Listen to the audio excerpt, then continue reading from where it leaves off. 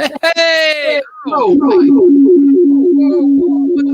is going on? You gotta turn your mic off. It is. No. Turn it up here. Hold on. Oh my goodness! Oh my goodness! Technical difficulties. So sorry. Oh my goodness! It sounded like we were in outer space. Oh my goodness! Hello, John. Hello, Coral. Bob. Oh my goodness! So this has been an interesting show already because my laptop, which producer Donna uses, decided to shut down like a minute before the show. It just shut down. I don't know what's going on with it. And then she had to grab her laptop to sign in, and we had to sign her in, and then we didn't have the settings right. That's why you got the space echo going on. So, all right. So, wow. What do we got back here? All right. So tonight, I'm so discombobulated now. I'm so screwed up. Holy crap.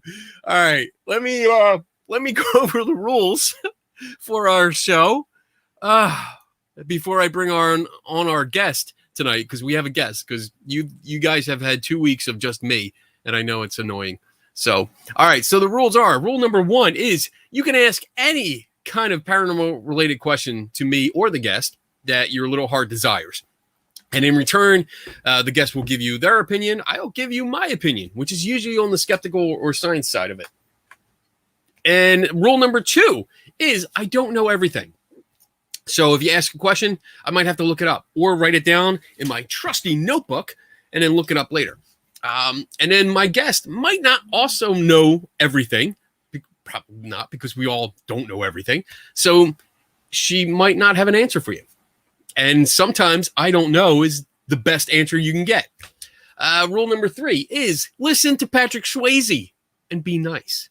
This show is about conversation and talking about things and working it out, asking questions, and not always about agreeing. Sometimes we disagree, but still be nice. Rule number 4, number 4 is if you have a question, please do me a favor, put a Q in front of it. That way, producer Donna, which is off to the side here, hey guys, she can pick it out and put it up on screen. And then rule number 5 is my favorite rule of all time, and that's to drink up. There we go. I can't get in through Facebook. You can't get out. Oh my goodness! Having is it Facebook not letting issues. you go? It's Did you telling click me on the it? link is not right. Look. Oh my this goodness! page you requested cannot be shown. Well, there's a bunch of people in the chat room. Yo, so guys, what link know. are you following to get into the chat? Maybe you need to go to the Kenny Biddle page. I am Kenny Biddle? Yeah. There's maybe so many pages. All right. So let me get back to this. Let me bring on our guest. And we'll have some fun tonight. I'm looking forward to this. I'm just going to bring her right on, and she can tell you a little bit about herself because I screw up bios all the time. So let's see if we can do this. Oh no, we got producer Donna in there. She's got to get out. How do I get out? We got to turn her off her camera here. Hold on a second. Turning off her camera. Let's see. Oh, the camera is turned off. Why is that like that? That's usually what I don't know. Remove. There we go. No, no! I'm so messed up. There we go. No. This one, right? There. Yeah. There we go. No, you No. hit remove. There we go. I am so sorry. I don't know what's going on tonight. You messed up, boy. Hello, Mariah. Hi. How are you? I'm fine. How are you doing? I am having I know. I'm having a rough night. I really am. It usually goes so much smoother than this. Maybe I upset all the psychic forces. Maybe Maybe it's just me. Oh, here I got it going too. we'll have to talk about that in a little bit. Yep. Oh my goodness. I'm glad Bob's having a great time. Love you guys. John Michael, 10 out of 10. All right. So, Mariah, can you, before we get into some questions or just discussion, can you tell us a little bit about yourself? Sure. Well, first of all, cheers to you and to everybody here. Absolutely. Be here. So, ching ching. My name is Mariah, and I call myself the paranormal concierge. And the reason why I call myself that is because I'm a few different things. So I'm a psychic, a medium, and a paranormal investigator. I was in the advertising business for many back just after college, and then I became a hotel concierge for about 13 years after that. So that was a lot of fun. But my entire life, I've always been interested in the paranormal, from ghosts, UFOs, Bigfoot, all of that. So I always had that curiosity or just interest. So, right. But then I think it was then all the shows started kind of coming on, like Unsolved Mysteries, and I was always I was in that. But then the ghost shows started, and that kind of piqued my interest even more. And so I would say probably in 2011 I went on my first true investigation, and that was in New Orleans. And so that was, I mean, out of all places, where to have an interaction. Why not? Why not?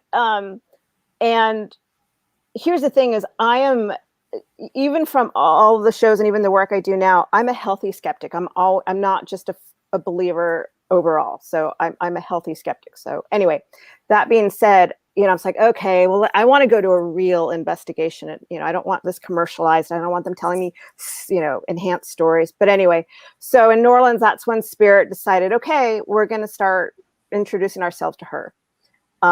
So it was late in life when I started going on the investigations, and then had amazing experiences in New Orleans.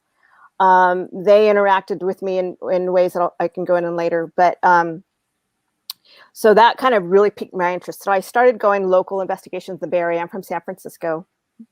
And so this local group called the Bay Area Ghost Hunters had investigations all throughout the Bay Area. So I would join those. But then maybe 3 years later, I was at my best friend's house getting ready to go out. And then I heard a voice in my head. It's like, okay. And then that was just the beginning of the mental mediumship. So that Spirit's like, okay, we're going to work with her in a new way now. So from then on, I started taking classes, just started this whole new journey. So fast forward to now, I quit my concierge job, and now I'm doing this full time as a psychic medium and medium. And I also still always and will always do paranormal investigating. So okay, interesting. Okay, yeah. That's good. You want to jump in? There's one question. One question. Yeah. Let's put it up there. Okay. Before we get started, that really gets into it. So Tiffany wants to know, what's the difference between a psychic and a medium? Perfect. Great question. And a psychic, and again, most of what I say about certain things are my opinion, but in this case, this is not my opinion. This is just how it is. But okay. Certain things are my opinion. But a psychic is when, like for me, a psychic is someone who can tune into the living. So it's more of my soul connects to your soul, and I can I perceive about someone else. I can perceive about their past, their present, their potential of their future. I can tune into someone's essence. It could be in person, it can be online, it can be remotely, it can be just tuning into the living, or even tuning into a location or an object. That's just a psychic senses. But we need the psychic senses to work mediumistically. Mediumistically is when I connect with a third party, a discarnate, and I'm receiving information from the spirit from the spirit communicator. Okay. So does that make sense? Mm-hmm. Yes. So it totally makes sense party. to me. I'm familiar with all the terms, so I mean, I hope that satisfies Tiffany's. Yeah. So I'm curious. Like, this is great. I love this kind of conversation because every question and answer kind of leads to another question and keep going. So when you say essence, what do you mean? What's that? Define that, please.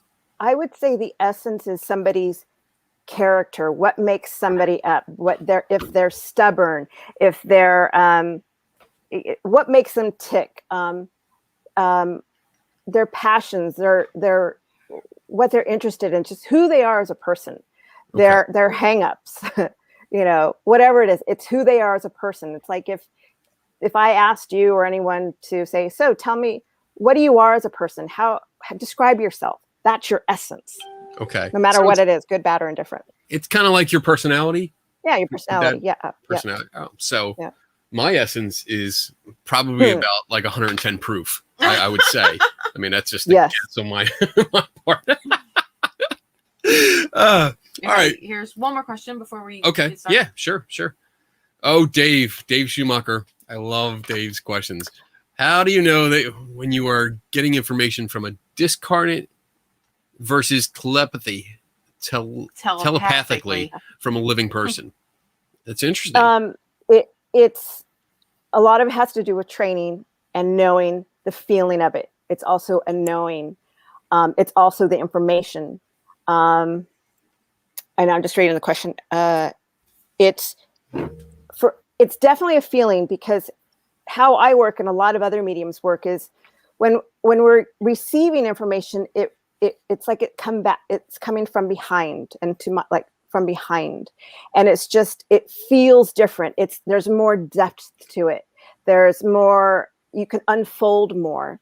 Whereas when it's a living person, it's kind of more like 2D. It's not, you can't get, it's just a feeling. You can't explore a lot of it. There's not a real essence behind it. You can just kind of get facts about it. So it's just a different feeling. Different feeling. Yeah. Okay. It's a different feeling. Mm-hmm. What do you, when you said, you mentioned training, Mm-hmm. like what kind of training do you go through? Like, is this like, I'm used to going to like manufacturer training, government training and stuff like that. Oh, damn it, John Michael. Him and you are on the same mind path tonight. Oh. I stole his question. But who trained your trainers, and how do they figure out the information that ultimately gets passed along to you? I mean, this is a good question, because when I hear, I've heard this before. I've heard other psychics and / mediums say that they've been trained, and I'm always wondering, like, all right, where did this training come from? What? Right. So go ahead. I mean, I'll leave it to you. No, it's. I mean, when I first realized at my best friend's house, I'm like, okay. And here's the thing: for me, it was very natural. It's like I wasn't scared of it. This isn't a scary thing. But when I was getting the information from my best friend's grandmother, I naturally said, well, prove to me that it's you. Give me facts about you that I can ask Jenny that it's you. And so she just said, well, I never met her second child, and she loved to can pickles. Okay. So, and there's something else, but I can't remember. But so I went to Jenny, and she says, oh my gosh, yeah. So I knew at that point, I'm like, okay, now what? So at the time, that was almost 10 years ago at this point, there wasn't a lot of proper training out there. I didn't know where to go. So I found this man from this medium from the UK called Martin Twycross, and he had these online mediumship courses I think it was over 2 years. So he had some videos, and it just sounded great. So I did some online training or listening to his lectures through there. And then I went to some afterlife conferences, and which had this lovely, fantastic, beautiful soul named Austin Wells. She's a medium down in Southern California, and she was lecturing, and she had some classes down in Pasadena. So I flew down there, and then she actually brought over a medium from the UK named Chris Drew, and he started coming over here for multiple classes. So it was just workshop after workshop, and then the more I started learning about, oh my gosh, there are all these teachers here, mainly from the UK, who come over to the States, who give like 5-day workshops. And so it's just like going back to school to train, to learn. They also have there's a college for the advancement of spiritualism and psychic studies over in the UK called Arthur Findlay College. And it's a magic. I hear it's like Hogwarts. I mean, they say it's like Hogwarts. And, That's cool. And it's a magical place to go. I mean, it's just, it's like no other place. So I guess, power there when you have, to get more into it, I guess I'm curious about the training. Like what kind of things, maybe an example, if you can, what are they training you? What are they teaching? Oh God. So it's, and here's the thing is I'm always learning. So um, they train, I'm just kind of going back to, they train you how to, gosh, it's been so long. It's kind of, you know, sometimes when it's like, it's kind of Oh, I like hear when you. you learn how to drive and it's like, well, you just kind of do it naturally. But when you first start learning, you have to make sure you know, you check your Right. rearview mirrors and all that. So um, I'm just thinking, because I'm still taking classes. They train you to know, it's like, okay, is it male, female? Okay, well, what else? And it's a lot of, you have to do a lot of work yourself too, because there's the theory of mediumship, the mechanics of mediumship, and then the self-development. So, you know, they can teach us the mechanics of it, of, okay, this is what happens when you're feeling this, you're sensing this. Well, you know, and you have all these different abilities, like your clairaudience, your clairvoyance, the clear seeing, all of that. But it's like what you do with an image. Okay, what do you do with image? You don't just, you feel into it. It's just, you work with color. They train you to work with color. Like, okay, I mean, I could talk for the next 2 hours of the different exercises, but like if you sense a color with a spirit or with someone, because you have to learn, you have to train you how to work with your psychic abilities. They have to train you to put that to working with a non-living person. So when you go through this training, you all right? I'm sorry. Questions are just popping up in my head. It's okay. It's so okay. many questions, you know, because this is I don't get a chance to sit down with someone like yourself and just have a conversation like this. I mean, I do at conferences, but it usually gets intense or there's not enough time to go into it. Yeah. So when you're getting these, I guess I don't know what you're getting when you're getting information. How do you tell the difference between, is it just maybe your imagination or maybe just regular intuition, not anything metaphysical, but just reading the person, like reading physical signs and cues from the person? How do you differentiate that from what is believed to be like some kind of psychic communication? Am I saying that right? Am I saying it? I think so. More mediumistic communication. Mediumistic. I can't even say that word. Hold on. Mediumistic. The M right. Stuff. Again, I think it's a lot through practice, because even from the beginning, you can tell when someone just, it's more of just kind of speaking off the cuff. And that's when you kind of first, it's like, okay, what are you sensing? What are you feeling? Okay, well, I'm seeing this, I'm seeing that. And they may be, I'm talking about the other person, like practicing with me. They may say, oh, I'm sensing like a red car and I'm feeling really anxious and I'm feeling like there's an accident. Well, maybe they're sensing to me because maybe I had a red car in an accident. So it's for me to validate the information. But they could be getting information about a friend of mine who got in a car accident. So it's really just practice and then getting the validation and just working through it. And really it's I think the bottom line is understanding the evidence you're getting, whether if you're hearing it, feeling it, seeing it, it's understanding it. That took me a few years to actually really, for it to click. So that's a good, I like the word evidence. I'm big on evidence. I'm big on evidence. I don't know if we're going to have the same idea of what constitutes its evidence here, but I'm interested to what do you consider evidence? Well, there's practical evidence, like I'm making this up, but let's say I'm making this up. So, but sometimes I say it's making it up, but it's actually maybe really true. So let's say I'm sensing your grandmother. And again, I'm not making a connection, but let's say there's factual evidence like, okay, I'm feeling a woman. I feel like she's your grandmother.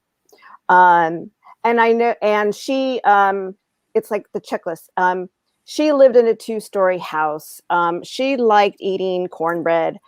She loved her nails, and she collected rock star posters, movie posters, or rock star posters. Okay. So that's kind of, it's like, okay, that's kind of factual evidence about her, or so maybe she had like a chipped tooth or something like that. Is that usually how it goes? Like information comes that quickly? Yes. Okay. But there's more of a story to it. That's just a checklist, and I don't. Okay. That's not how it's not really the best way to work, because you want the spirit to tell you. I mean, that's just a checklist. There's nothing memorable about that. It may be kind of cool if you get stuff, but you're not telling the story of the spirit coming through. Because if, let's say your grandmother is going to come through, she wants to talk about maybe like a project you worked on. She doesn't want to talk about, you know, her stuff that you already know, but she does have to come through initially to let you know who's coming through. So I can't just say, oh, I have a woman here who loves you. Yeah. Well, all right. So when you started that example, something did catch my attention, and I guess to bring it up, it sounded like it started off as cold reading to me. And you're familiar with cold reading? Oh yes. Okay. Well, I don't do it, but I know what it is. Yeah. Okay. Well, I mean, I know people have done it, not intentionally. I've done it intentionally. I've definitely done it intentionally. But I've also seen people do it unintentionally. So do you ever ask questions during this? Like when you open that example, it was, I forget the exact wording, but it was more like, I'm getting somebody, it feels like it's your grandmother. And for me, when that starts out, when I sit with someone, when I'm the sitter, and it usually it starts out that way. I'm curious because it's like, all right, some information seems to be coming around like directly, but when it starts off, it's like this person seems to be your grandmother. Why wouldn't my grandmother, if that was the person, just say, I'm his grandmother? Ideally, that's I'm laughing because that's what all of us mediums want. It's like, why can't we just get that? You know, I would love that. That would be great. That would be perfect. I know this. I have a woman here named Joan, and she feels like your grandmother. Boom. And if it was, bravo. But it doesn't happen that way, unfortunately. For some people, it really works out, and there's reasons for that. Like for me, names and me, I shouldn't say this because my teachers say if you say you can't do it, then you can't. But I normally in my living life I don't have a great memory with names when I meet people. Okay. So that's going to translate to my work. But as far as, you know, who it is, sometimes that's tough because they could be like a grandmother or like a mom, or because what it is I'm feeling their essence of love and the connection to want. So eventually when the power's starting to grow, then I may sense who it is. So it's so tricky. It varies. But no, going back to your question about the questions, which is really important. And that's part of where the training, we're taught never to ask questions like, do you have? That's my job to tell you. Because I'm not, my job is like, you know, I can say, I feel this, or I can say, you know, would you understand this? Or I feel you would understand this, or you would know this. So it's really important that, at least the way my training is, you never ask questions because you're allowing the sitter to do the job. And that's right. I agree with that because that's usually my experience. Whenever I've sat for, I would venture to say hundreds of people that claim to be psychic and or mediums. I usually group that together. I don't know if that's like the wrong thing to say. I always say psychic mediums because it's usually, honestly, I've never met one person that was just one. Well, here's the thing is all mediums are psychic, but not all psychics are mediums, because all of us are psychic at one level or another. You're psychic, your wife's psychic, everybody's psychic. We all have that intuition, that gut feeling. And just like sometimes when you know someone's going to call, you just have that gut feeling. So, but those who really have a little bit more abilities of psychic, they may not be able to tune into the spirit world. So they may not have that ability. Whereas as a medium, I can do both. Most can do both. It's rare that a medium can not do, because it's rare.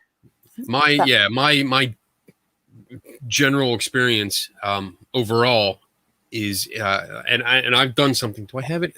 I have a counter that I usually I don't have one here.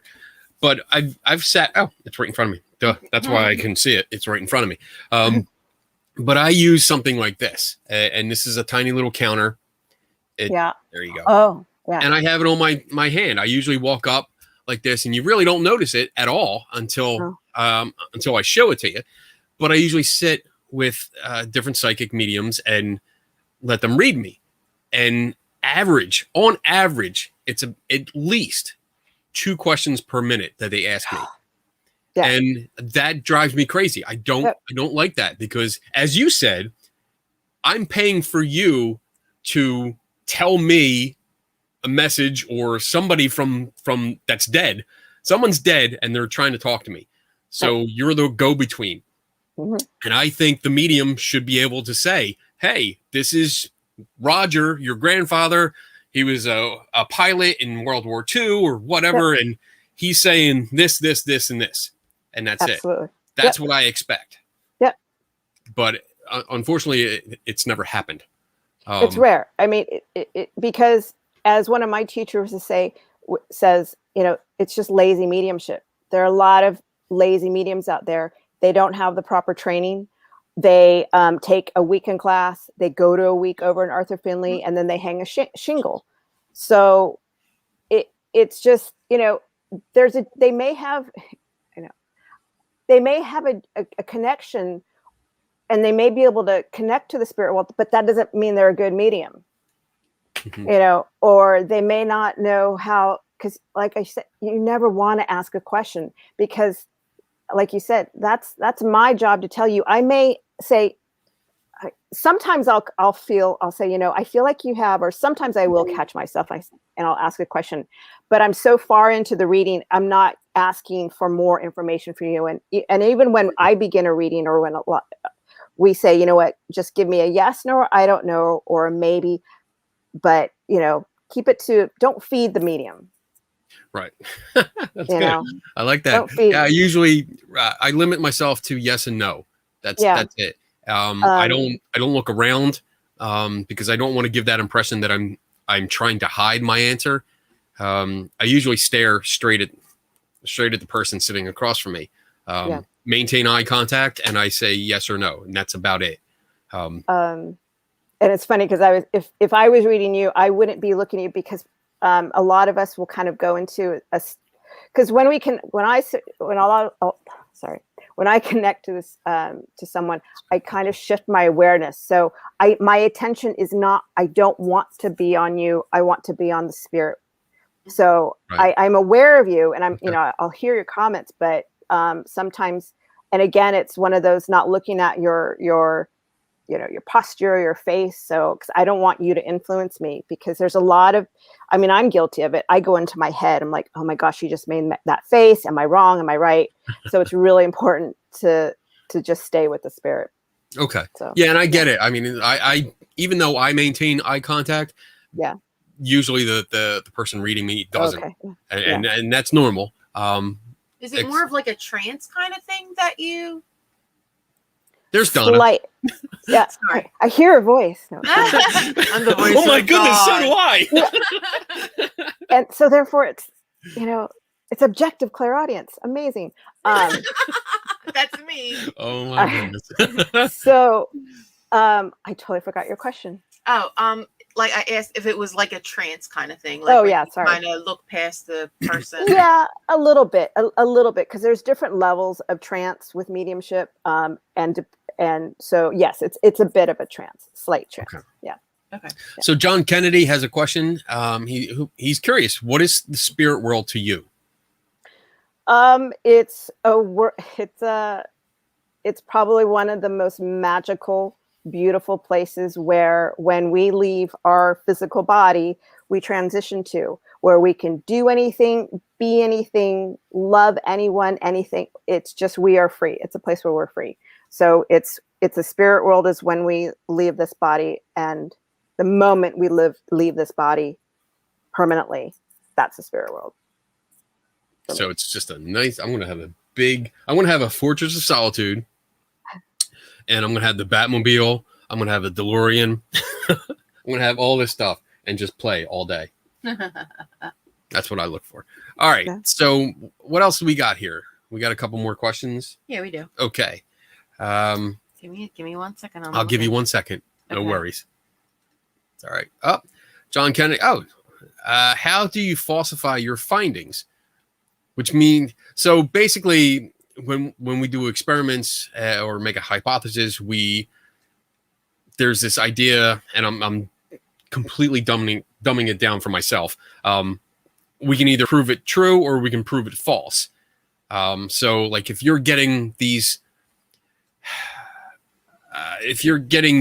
voices that are coming into your head and telling you this information, how do you rule out that it's not something else, maybe like a psychiatric issue?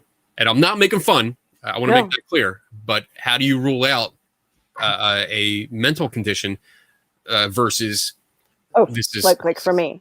Yes. Or how do I know I'm not crazy? I guess I'm not sure if that's what John is actually asking or not. So John, make sure you clarify in the comments. But I'm going to go with my version for now. Yeah. So yeah, how do you? I guess. Oh man, I don't know how to put it. Well, how do you know that you're not crazy because you're hearing spirits? Wow, that's what he's trying to ask. Way to put it, I guess. Because if you genuinely hear spirits and you can get validation, then you're not crazy. I think we all hear spirits, and most of the time we're just not open to it or aware of it or understand it, or it scares us. So I think at some points in our lives, we are always hearing them, sensing, seeing. I think it's normal. We call it paranormal, but I think it's normal. But I think because of religion or belief or a culture or past something that happened, we push it away or dismiss it. So we don't address it, or we don't recognize it or honor it. So, but yes, there are some, not a lot, but there are some mediums that it's just in their head and they're making it up. Absolutely. I've had readings with them. And I can sense them. It's like, they're all in their head. They're in their head. It's over time. What somebody can just train themselves to see where the energy is, if it's around their head, or if it's more, I'm pointing to like the gut. But for me, it's tricky. It's a fine line. And that's where the practice and the getting the validation from your sitters. Again, it's just practicing, is because sometimes I'll feel and I'll be in a flow, and then suddenly something will shift, and then I will go into my head. And so I know it, but it's taken a few years for me to really understand that and feel it. It's like, oh, hang on, I just went in my head. Let me go back down. Let me connect more. So but yeah, it happens to all of us. I mean, even the best mediums out there, they go in their head. And especially if you're a thinker, that's the hardest part, because I'm always in my head, even without doing this work. I'm always thinking ahead. Right. I'm like, well, why this? Why that? And so it's really hard just to take my brain out of the equation and just put it aside, because I'm like, oh, what is that about? Or what's that? So yeah. I mean, I can look at people and I can create a story, and I'm just imaginative. I don't attribute anything to like psychic abilities or anything like that. I just have a really, really good imagination. As you can see around me, I am big into the imagination. But I can create stories about everyone, and I can see, but I also look at the details of what they're wearing, how they're walking, how they talk, how they hold themselves, and I can create a narrative from that. Right. But I create it in my head, and I mean, I talk to myself. I hear my voice in my head. So I guess maybe part of that question is like, how do you differentiate? Do you truly know if you're talking to a dead person, or if you're putting all the clues together and you're telling yourself this? No, I mean, does that make sense? I think kind of, but I think there are some mediums who probably do that because they just don't, they don't have the abilities. Okay. They have some, but for me, it's just it's a knowing, it's a feeling, because I can feel when spirits behind you. And I think it feels the same for a lot of people. It's like, if you're like in a crowd and then someone comes up behind you, or just in general, like in a store, you can sense the person behind you. That's what it feels like for me. And so, and when I put the intention out to connect, I mean, if I put that intention out, then I'm receiving it, and it just feels different. But another teacher says, the spirits need our imagination to work, because the stories people have, like, you would never even in a million years, like the guy who just, who was swallowed by a whale. That was a great story. It was a great story. And so when he dies, and if his like daughter goes to a medium, the medium has to be open to that possibility. Like, wow, because the information is so rare, so unique. You just have to trust it. It's trusting is huge in this work. Right. So see that brings up other issues with me. I mean, because I'm thinking, all right, if that person's child goes to see a psychic later and go through the motion where they register or sign up first, and you have that opportunity to look up that person. And again, I mean, this is just the way my brain works on this side of it. I can look that person up and be like, oh, sure. Your father was that guy. He comes up in the news. He pops up in Google, like all over the place. That's a perfect hit. Yeah. So I'm always going to be reserved when it comes to things like that. When you get, when someone gets too perfect of hits, yes, I'm going to be suspicious. I'm going to be thinking, all right, how did you get that information? Let me see if I can get that information too. And I mean, that's been my experience where I've watched psychics do this kind of, especially online. And there's several people, I know there's at least one person in the chat room watching that has done this, where we have followed along with the Zoom call of a psychic reading someone. And just as fast as they're doing it, I'm looking up information and finding the same information. Yeah. So that's always going to be unfortunately, that's my bias. And I recognize that because that's the way I go with this. But I'm kind of getting off topic here. There's lots of questions. I apologize to everyone in the chat room. My thoughts are going everywhere too. I know there's a lot of questions and we're trying to get through. But I'm having a real good conversation. I'm enjoying this. I hope you are. Maybe. Oh, me. Oh, sorry. I thought you were talking to your public. I'm sorry. I thought you were talking to your audience. I'm sorry. Yes, I am enjoying She's like, this. no, I freaking hate this. Like silence. Like, oh, I'm sorry. You just blanked out. Sorry, you froze. No, I'm kidding. That's a good one. Okay, yeah, you can totally hear that. Let's go to let's take another question here. Rich, hey, Rich Razzle. Is your spirit, your soul that, and boy, do I know how to open a can of worms. He's trying to say when the body ceases to function, is your spirit or soul released after the physical body ceases? So your spirit. You can answer this. It's your spirit. I mean, as soon as your body physically, when it's done, it's no longer working. And actually, I think our spirit leaves our body before our physical body shuts down. I think there's a point where the mind stops working. Our consciousness does leave, and I guess you could say technically brain dead. I don't, there's a lot of science in the timing of that, but because there's someone wants to come. Interesting. Someone's trying to fight her. Sorry, yeah, I'm like, that just triggered something here. Just say it. Yeah, but no, it's like, no, just hang on, let me finish this thought.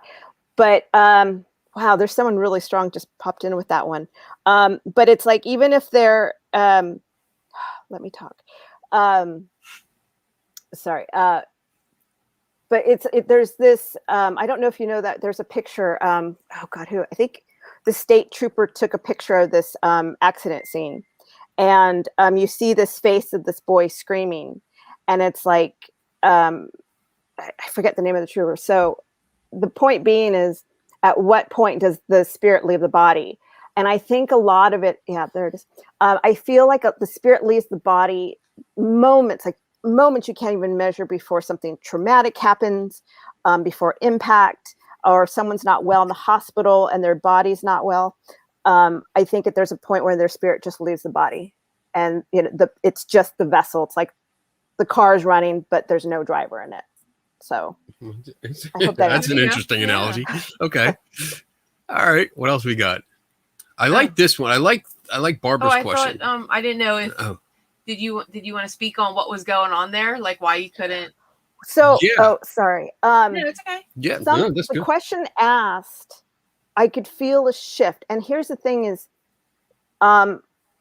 it just feels different. When I say I could, it's like a pressure.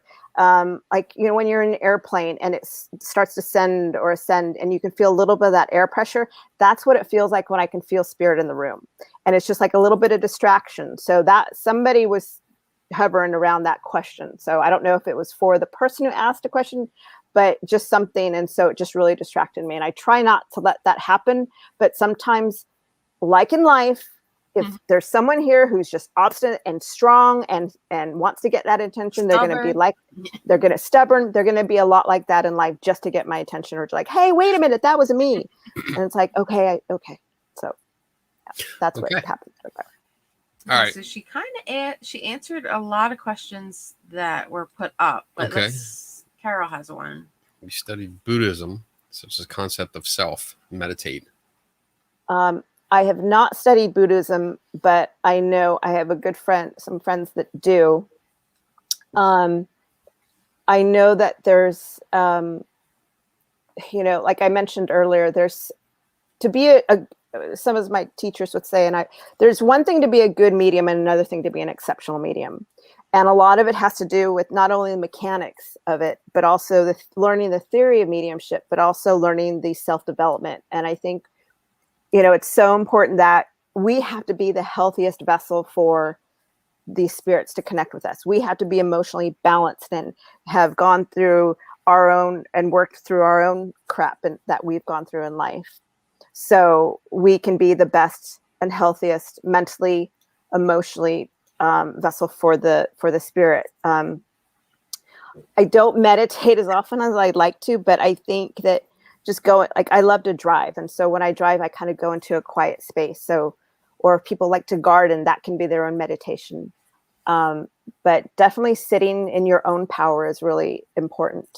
Kind of just sitting with your own self and knowing, kind of like, you kind of, to address the question is, you know, when it's your own essence, when it's your own power that's being built versus someone else's, because it just feels different.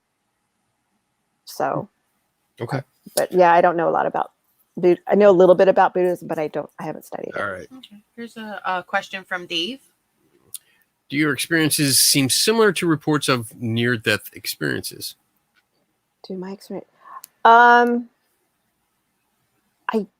experiences seem similar to reports of there's so many different reports of near-death experiences. So I think it's a little bit different because I've never had a near-death experience, so it's hard to compare. Yeah. I know some friends that have, but I think that I'm just thinking there's a lot of I've heard and read when people have near-death experiences, they do have a glimpse of the other side. So they do see loved ones again. They do have a new sense of enlightenment, or they're aware of different things. So in that sense, yes, it is a bit the same, because I do have a toe into the other side. Absolutely.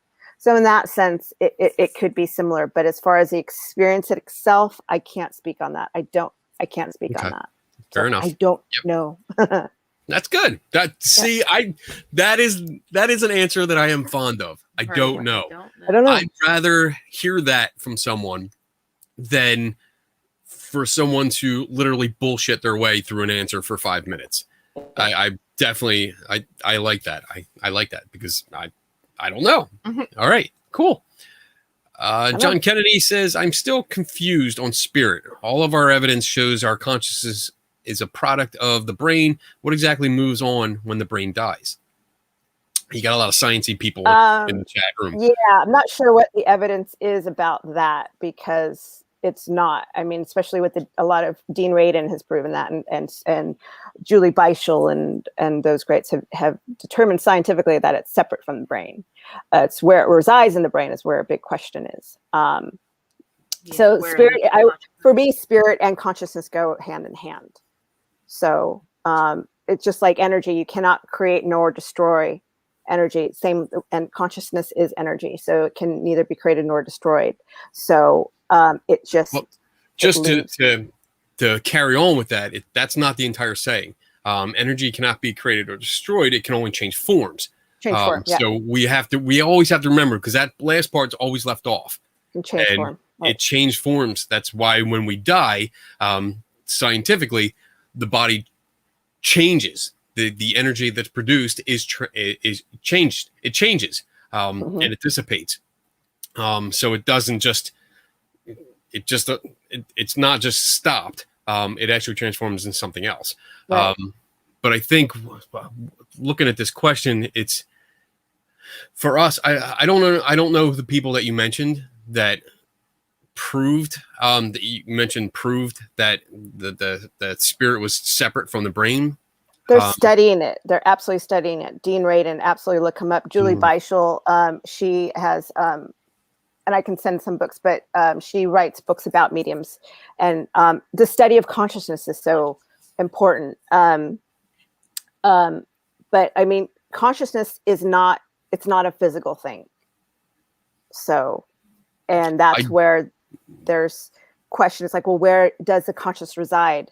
You know, where does it reside in the body? So that's where a lot of the scientists are like, well, where does it? Some people say it's in the pineal gland.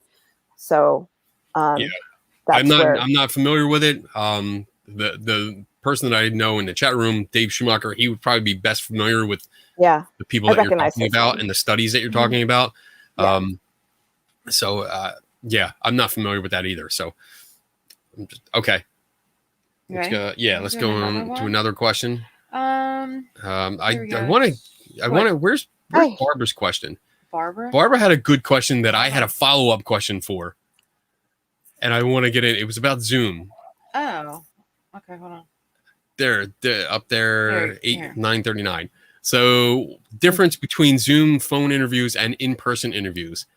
And my follow-up, I'm going to throw this in here because I read that briefly and I was like, how, if like I'm on the East Coast, you're on the West Coast. I mean, we're pretty much almost as far apart as we can in this country. How would my relatives know how to find you? Well, I like to describe it as they're connected to you, their heart to heart, a love connection. Love knows no boundaries. So I also describe it to like love is like sunshine. It can be in all different rooms, no matter where you are.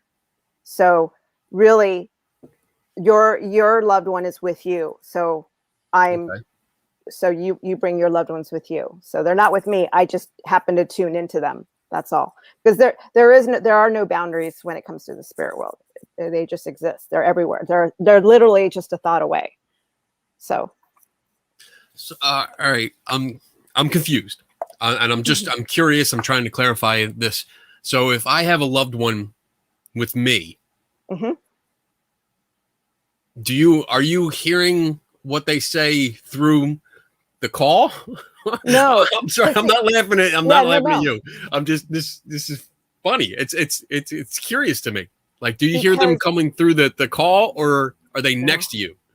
Because they can be in two places at once.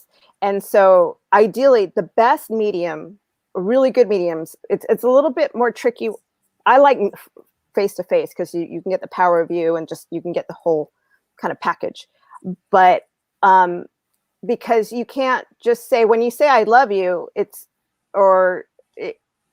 not just limited to here, it's just everywhere. So let's say your grandmother's here. Right. And she's really curious and she's supporting you. She's not with you all the time. So I want you to know that. I hope you know that. But when you start talking about her, and again, I'm assuming, I'm just making this up, but let's say you're having a bad day and you talk to her and she's there with you. Spirits are with us when we're through happy times, through sad times, when we need guidance.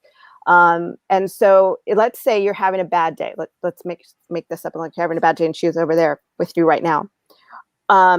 Because she wants to talk to you, part of her will come to connect with me, and I start tuning into her essence. Then she'll share with me what she wants to talk to you about. So it's like non-local consciousness. It's just a thought. It's just energy. It can be split consciousness. You know, it's just as long as I'm aware of her soul, that's all that matters. And she can be in two places at once. Do you know how much work I could get done if I could be in several places at once?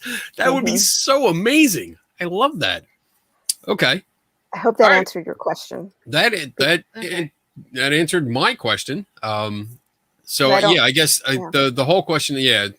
So you mentioned that you preferred to be in person. Mhm. Okay. I can still work on the phone or online. It's just, it's just more personal when you, Okay. because ideally, and I forgot to mention this, but ideally when you were talking about evidence, there's one thing about to bring factual evidence, but the most important thing that mediums need to bring through, and a good medium, an exceptional medium will bring through, is the essence of their loved one. It's like, I know your grandfather, he used to walk with a cane, and boy, he was stubborn, and he would take the cane, and one time he broke it in half and he threw it in the ground, and you just found it the other day. And you describe your grandfather and his personality and his little quirks that I couldn't look up. And you want the evidence to be so beautiful that you actually feel your grandfather or loved one with you in the room. That's what a good medium should do. It's not about the car. It could be about the car or the address where your grandfather lived, or the color of his hair, or how high he is, these or how he died. That's not who your grandfather is, or anyone of your loved ones. It's the memories, it's the shared memories that you had with one another. That, and they have such a short time with me, with you. They're going to bring up the most important things. They're not going to want to talk about, how they died, or the frivolous things in their life. They want to talk about the memories and who they are, and the funny things and the sad things, or whatever. So it's the emotional evidence which is the most important, and you can't look up emotional evidence on the internet. Would you consider being scientifically tested? Actually, I was, yeah. Oh, you were? By who? I was. I don't know if I can say legally. Well, I do. Let me see. I'm just thinking of how I can. I was tested. I can't say this. By Dr. Jeffrey Tarrant. He hooked my brain up and to see what was working, where things were, and he had studied other mediums. He did a test. I also was tested by Dr. Gary Schwartz to do it. It was kind of, I forget what he called it, but yeah, I was tested by him. And then I'm waiting. Oh, go ahead. When you're talking to testing, are you talking like I'm talking more testing your abilities for accuracy, not right. for I know. Yeah. seeing what lights up in the brain. I know. I switched that because Okay. I was thinking that. But yeah, no, with Gary, he had me do a couple things to see how accurate I was. And so I passed his test. And then I'm waiting to get tested through the Forever Family Foundation, because they actually will certify you. They do double blind tests. I mean, you have to go through a whole bunch of different things to actually prove that you're legitimate. So, and they have checklists and like how accurate, what was brought up. So there's a whole thing to be actually tested and certified, because you have so many of these mediums. Oh my God, it drives me nuts. Who they go for a week, and you have these darn mediumship teachers who will, if you have the money and take the time and do it, you'll get certified. No, it's a certification of completion. So anybody can get a certification of completion. That doesn't mean you're tested. That doesn't mean you're any good. So a lot of, I find mediums, have, I got this little certificate. It means nothing, because it just means that they paid the money and took a class. They weren't tested. So Okay. I am the Forever Family Foundation. They're just starting to do it up again, because one of their main founders had passed away. So they kind of put everything on hold, but I'm waiting to get certified. And the Windbridge Institute used to certify logistically, was scientifically tested to have you be a legitimate medium. There's a so. Okay. I have to look up. I've been writing notes down because I've not heard of these organizations before. Okay. So I want to look into them because it's interesting. Sure. I want to see what kind of test they're doing to certify, because this would be a big thing. And as John Michael pointed out, the Center for Inquiry's $250,000 challenge, which is a scientific test I know that. of ability. Yeah. I mean, that would, to me, like if you're going to be certified, I would think that this would be easy. Yeah, but I know I haven't looked into because I know that challenge, because it's really, there's a lot of things you have to do, but it's almost like that's all well and good. But I know my friend and mentor and teacher, Lord Auerbach, he and some other people are doing it, applying, but it's a huge process. And honestly, I don't have time to to do this. And I thought about it, but it's like, well, you're always, I don't, because I don't know the details about it. Like, well, would I need to go get tested by different people? So I don't know what it would entail. Oh, no. So, I do know something about it. The executive director is Jim Underdown. It's a friend of mine and colleague, and I've talked to him a couple times. And it's basically you go back and forth on email to work out the protocols. You can do like Skype or something like this, Zoom calls where you work out the protocols so that both parties agree on it. Like, this is what has to be done. These are the rules that you have to adhere to. And this is what you have to, like, whatever test is, this is how much you have to get right in order to qualify. And both parties agree on it. And then you're already in California. They are based in, I think, LA. Yeah, I think that's where they're based. So you'd have to just travel to LA for the preliminary test and the actual test. And it's something, I mean, if you're ever interested, there's no pressure. I'm just bringing it up like John brought it up. But if you're interested, I can recommend you. But we can talk offline about that. But I can certainly recommend you to Jim personally, because we're good friends. We're like tight. Tight, like two finger type. Whoa! This conversation took a turn. Wow! Woo! It was all that alcohol in here. No. All right, that's. But that's good. And to follow up on his comment is, no, any medium or psychic says they're 100% run for the hills. Okay. So, or like, but I would say 80 and above is really good to be that accurate. Because I know there's different gradations, but 80% and above is very good. So, I would say 65 to 70, it's because also mediums will have a bad day. We have bad days. There's a lot of things that come into play. Sometimes the communicator's not always, we just don't resonate. Sometimes the sitter. So it's not always good, but my goal is to always be consistent. I think other mediums, we want to be consistently accurate. That's where the ultimate goal is to be consistently accurate. But we have our bad days. I'm the same way. Everybody. I mean, I want to be consistently accurate with like my articles and writings and videos and everything that I do. I really want to be consistently accurate, although I do screw it up once in a while. So I understand the bad days. So with that, I'm gonna run my commercial. We're gonna do our commercial break, so that I can fill up. Fill up, empty out, and then fill up. But we will be back in exactly 2 minutes and 22 seconds from the moment the commercial starts playing, and then we'll get into some other stuff because I want to. I mean, we can continue with the psychic and medium stuff, but I also want to dive into your paranormal investigator side a little bit. Because there's some things I read on your website. I'm like, oh, I want to ask about that. I want to ask about this. So, all right. So let me find the commercial, make sure I have it. And oh my goodness, where is it? There it is. Okay. So 2 minutes, 22 seconds from now. Hey everyone, this is my store based on the theme of science and skepticism. It's here that you can find all kinds of shirts and hoodies, yoga pants, tote bags, the fanny packs I know you guys love, masks and pillows. All with science and skepticism as the theme. I even have hoodies for your pets. That's right, your dog or cat can wear one of these things. I also have a general store that sells more inspirational quotes or, drinking stuff because I like that kind of thing. I also have a store set up for our Three Tortured Souls podcast, which we do Saturday nights. You can find shirts and Tim Vickers' favorite drinking vessel, the mug. I also have a store tailored a little bit more towards my ghost hunting friends. Paranormal by I Am Kenny Biddle. These are shirts and quotes that are a little bit more on the ghost hunting side, especially this one, Translucent Perished Beings. Ghosts. That's my favorite.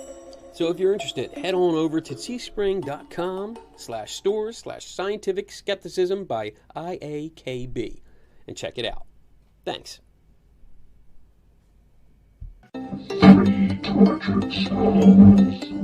Are you tortured by what you see and hear about the paranormal field? Join us as we critically examine and question paranormal claims, science, ghosts, demons, cryptids, UFOs, ghost hunting technology, and much more are all on the table for discussion. 3 Tortured Souls is a video podcast that streams live on Saturdays at 8 p.m. Eastern and 5 Pacific. 3 Tortured Souls.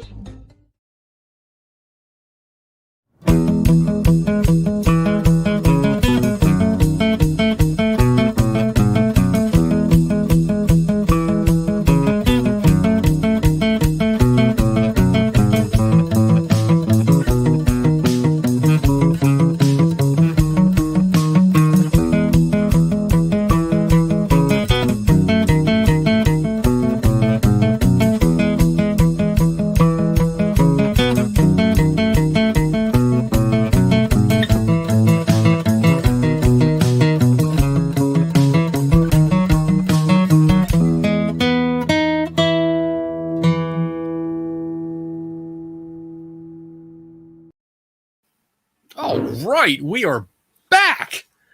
I love that commercial break. That's so much fun. All right, how you doing so far? You enjoying it?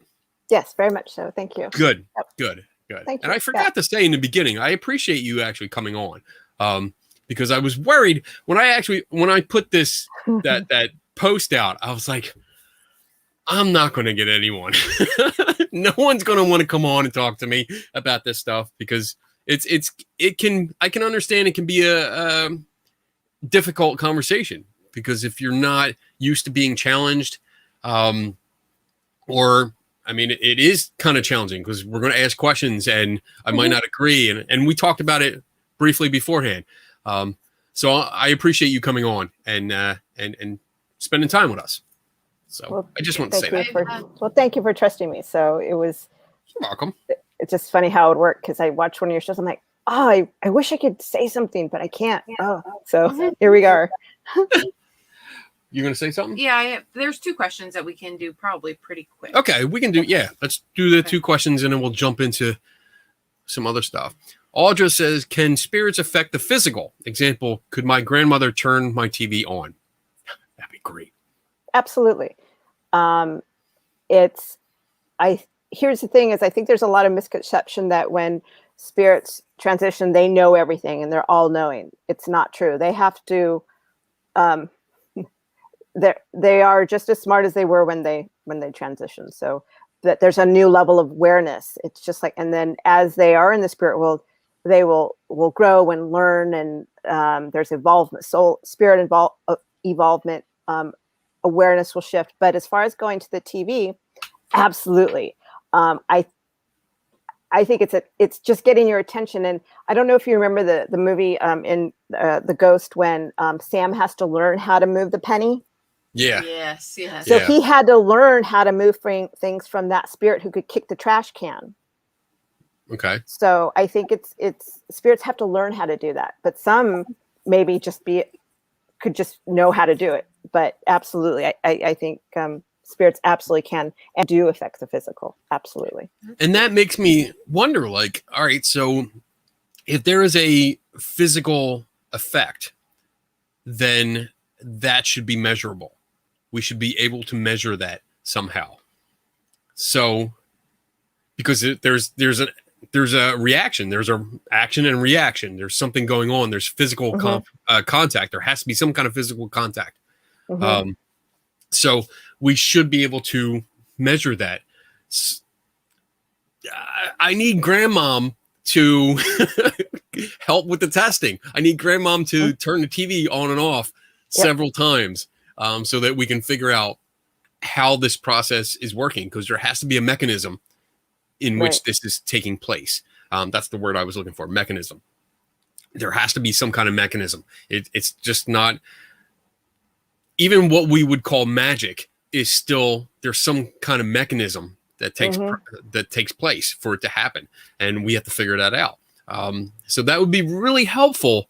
Like if somebody's around me, you could let them know, like, hey, if you're going to knock something over, you got to do it like 2 or 3 dozen times so I can figure out what's going on. Just put my dues in there. I know, believe me, it's one of those where and I hate it when people say, well, could you do it again?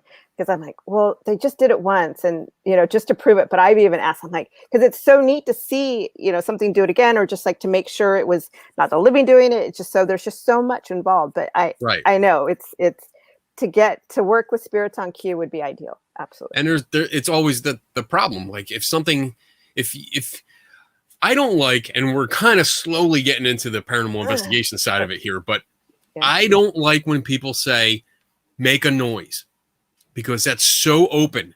Anything from thunder to a door creaking to something knocking on the window to like a far off somebody in the next street that's yelling that you hear a muffled cry inside the house that you're in. Anything's a noise. Any sound's a noise. So asking, can you make a noise, to me is silly, and it's useless. I want a specific noise. I want you to knock on, like, I want you to knock on this desk like 4 times.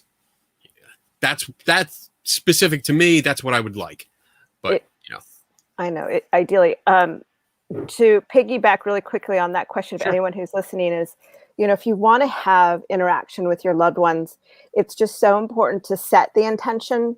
Like I would, love to see like a billboard of this, or, maybe a coin randomly, or animal or whatever. Set the intention, put that thought out there to them. They're going to do their darndest to make sure that they may be able to grant your wishes. And then pay attention. It's really important to pay attention, because a lot of people don't pay attention to their loved ones. So like if your grandmother, I keep bringing her up for some reason, just for example, like let's say your grandmother left a dime in random places, totally random places, and you just kind of dismissed it. She's like, darn it, Kenny didn't pay attention. Now I'm going to have to try and get his attention somewhere else, or let him know I'm here doing something else. So it's just really important if those who want to connect with their loved ones in different, as far as a visual or hearing a song or whatever, is just to set the intention and then wait a little bit or whatnot, and just pay attention. And then usually your spirits will come through. I'm still waiting. Unfortunately, I've been disappointed. I'm still waiting, because that's the scenario I dive into. I say, look, this is what you need to do. Like, I get it. You might want to do your own thing, but you need to do this specific thing, and I will wait here for 10 minutes. I'll sit and wait. You got to do it. Sometimes what you need is not what they're able to do. And sometimes they see the bigger picture, and it's like, you know what, we're going to show you something even better. And then you're so looking down here, you're forgetting to look up, and you missed it. That's so my family, never listening to me. Happens to me all the time. Yeah. Never listens to me. That's true. What's the that second question? Here's another question. And I know there's a lot of questions out there, and I'm sorry if we're not getting to all of them. There's so many. I have to pick and choose. When you're overwhelming producer Donna with questions, that means there's a lot of questions. So Coral, no disrespect intended here at all, regarding what you said about mediums having bad days. If spirits care enough about the living to send messages through a medium, would they not work hard to assist a medium in passing a very legitimate, carefully controlled test, which would result in a great deal of money to give to a charitable cause, or even their living relatives? Sincerely curious about this, and thank you for having a civil conversation about this. Very good interview. Awesome. In this case, if I was doing if I was being tested or whatever for that thing, spirits would be like, no, we're going to have your back. We're going to have your back. Absolutely. However, that being said, I have to be humble enough and no ego saying, you know what, shoot, this is not working. So that's why you probably have to have multiple tests to do it. So I don't know how it's set up, but just in general. So in that case, I don't know, because that's all hypothetical, because I don't know as far as, the testing or what that is. But in general, I think we just, in that case, no, but I think spirit will always be there for you. They will always support you and have your back as much as possible. It's us who gets in our own way. So if I'm not feeling it, if maybe I just had a death in the family and I'm not giving 100% of me, that's when things won't always work. So you'll find some mediums will always blame the spirit. Not usually. They're usually pretty darn supportive. It's the medium who's not having a good day, or who needs to take responsibility for their lack of connecting. So there's always a reason. So We have a follow-up. John Kennedy, doesn't setting the intention cause you to actively look for signs, which is priming your brain for things that are just a coincidence, though? So I get it. Yeah. Yes, absolutely. I totally get that too. Because I've done it too. It's like I'll ask for, if I'm going through something, like, okay, show me a yes if it's this, show me a ladybug if it's a yes, show me a frog if it's a no. So I'm kind of looking for, and I may want to lean more for a yes. So I'll be more aware of ladybugs. So yes, absolutely. So that's where you kind of have to let it go for like a week or two, so you kind of forget about it a little bit. But spirit will definitely, there's a difference between that, because kind of like, when you buy a new car and you think, oh, no one has this new car, and then you see it everywhere. It's kind of like the same thing. Yeah. So it's like, I thought I had a rare car. Well, that goes into selection bias, where you're anticipating it. You're reading about it, you know about it, and that's why you see it everywhere. You never noticed it before because you weren't looking for it. Right. You weren't thinking about it. But so the intention can be something really off the wall.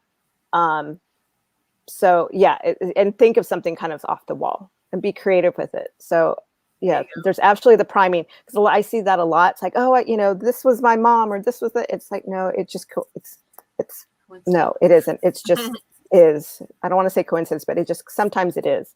So yeah. I mean, I do see it a lot where people will associate or they have symbolism that comes up a lot, where the butterflies are very common. It's a very common symbol of remembering somebody, and we see them a lot. So like for me, I would never choose that as an option. Like, hey, you know what? If you're really here, if someone like grandmom, because we're just using grandmom as an example tonight. So if example grandmom was really here, I wouldn't say, show me a butterfly, or, if you're here, but you can't talk, show me a ladybug. I wouldn't say those things, because those are common things that we see around here, and I'm going to run into them. There's no doubt about it. I have no doubt that I'm going to run into them. I would rather like write on a piece of paper, a sticky note, yes or no, and have two of them set on the table here, and just say, just wiggle this one, blow it a little bit. Let me know. Of course, my skeptical brain would be like, well, I can't just have the sticky notes out, because what if I breathe? I'd have to have bowls on top of them to make sure, but that's the way I would approach it. And then if one of them would wiggle, or flap a little bit, then I would be like, wow, that's really interesting. Now I have to pursue this. Well, it also, one thing you can do is that you could, if you were leaning more towards a yes or no, your mind could have affected it too. So you always have to look at the source of who's doing what. Well, yeah, I mean, I'm sure Dave would bring that. Dave is our parapsychologist, studiist. That's not even a word. That's a good word. He does. He's not a parapsychologist, but he reads up on a lot of parapsychology literature. So I'm sure if anyone would ask that question, he would ask that question like, maybe you're doing it through psi. Maybe you're moving it. So Steve just happened to put a comment up. Did he ask that question? No. It's a comment. It's a comment, which I found son of funny. A bitch. I think this is really funny, because I think this would be relatable to Kenny as well. When I die, if I have a choice, I am not gonna go around entertaining you all. I'm gonna go explore the universe later, y'all. That's true. All right. And that's true.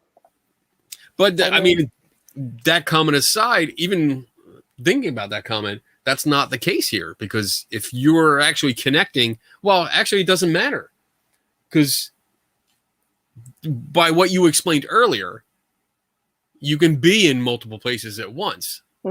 So it wouldn't matter.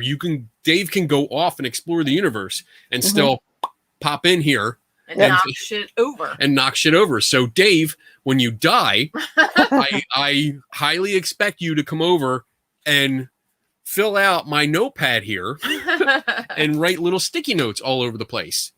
So there you go, Dave. That's your assignment for when you die. All right. So let's move over. Let's start shifting a little bit more over to the paranormal investigation side. So you do paranormal investigations, correct? Yes, I do. Okay. So one thing that, and this can just start it off, and we can go in any direction we want to. But I read on your website, I'm going to quote you here. Oh no. Oh no, I threw that together really fast and I haven't updated it. No. It's all right. It's all right. So let's see. Well, no, actually, under the section called personalized spiritual guidance, Okay. you mention others may want to learn how to better connect with their loved ones in spirit, often experimenting with various kinds of technology. So that piqued my interest, and I'm curious about what kind of technology you're talking about there, and what kind of guidance you would be offering with this technology. I forgot I put that there. So what that was referring to, yes. I know. A lot of people want to hear their loved one. So, you totally froze. Uh-oh. Sorry. It's okay. Did you spit out?